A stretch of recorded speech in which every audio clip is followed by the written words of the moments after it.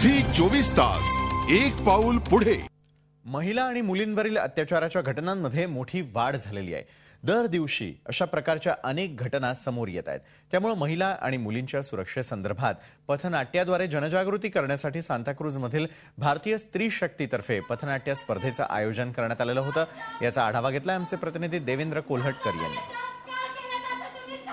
सध्या स्त्रीभ्रूण हत्या, मुलींची छेडछाड किंवा एकतर्फी प्रेमातून हिंसक हल्ला अशा प्रकारच्या घटनांमध्ये वाढ झाली आहे आणि या संदर्भातच लोकांमध्ये एक जागृती निर्माण करण्यासाठी किंवा अशा प्रकारच्या घटना रोखण्यासाठी स्त्री सुरक्षेचा जागर या नावाने पथनाट्य स्पर्धेचं आयोजन केलेलं आहे, ज्याद्वारे हा सगळा जो काही विषय आहे तो लोकांपर्यंत पोहोचावा आणि अशा सगळ्या घटनांना आळा बसावा यासाठी पथनाट्यांचं आयोजन केलेलं आहे, जिथे वेगवेगळे ग्रुप्स जे आहेत या संदर्भात जागृती निर्माण करण्याचं काम करतात आहे। आपण जर बघितलं तर आपल्याला पाहायला मिळेल की अनेक इथे पथनाट्याचे जे ग्रुप आहेत ते अशा पद्धतीने वेगवेगळ्या सादरीकरणातून हा जो विषय आहे तो आपल्यासमोर मांडण्याचा प्रयत्न करतात आहे। आणि या सगळ्याचं ज्यांनी आयोजन केलेलं आहे तर त्या रागिनी मॅडम आपल्यासोबत आहेत। मॅडम, काय सांगाल की ज्या पद्धतीने गेल्या काही दिवसापासून या सगळ्या घटना सतत समोर येतात आहे, तुम्ही पथनाट्याच्या माध्यमातून काय सांगू इच्छिता?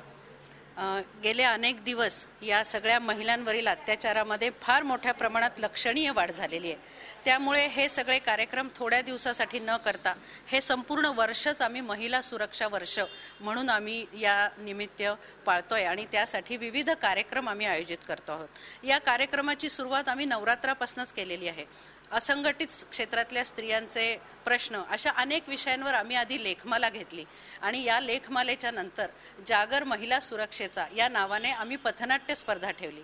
त्याचा हेतू हा की महाविद्यालयीन तरुण तरुणी, विविध सामाजिक संस्थांचे तरुण गट यांनी या स्पर्धेमध्ये भाग घ्यावा आणि स्त्रियांच्या समोर असलेल्या ह्या जटिल प्रश्नांना हात घालावा। धन्यवाद मॅडम। आपण बघितलं की पथनाट्याच्या माध्यमातून हे जे ज्वलंत विषय आहेत ते सगळ्यासमोर मांडण्याचा या सगळ्या जे पथनाट्य कलाकार आहेत त्यांनी प्रयत्न केलेला आहे। शिवाय या आयोजनाच्या माध्यमातून अशा पद्धतीच्या ज्या घटना होतात आहे त्याला कुठे ना कुठेतरी आळा बसावा आणि लोकांमध्ये या सगळ्यांसंदर्भात एक जागृती निर्माण व्हावी असा प्रयत्न केला जातोय।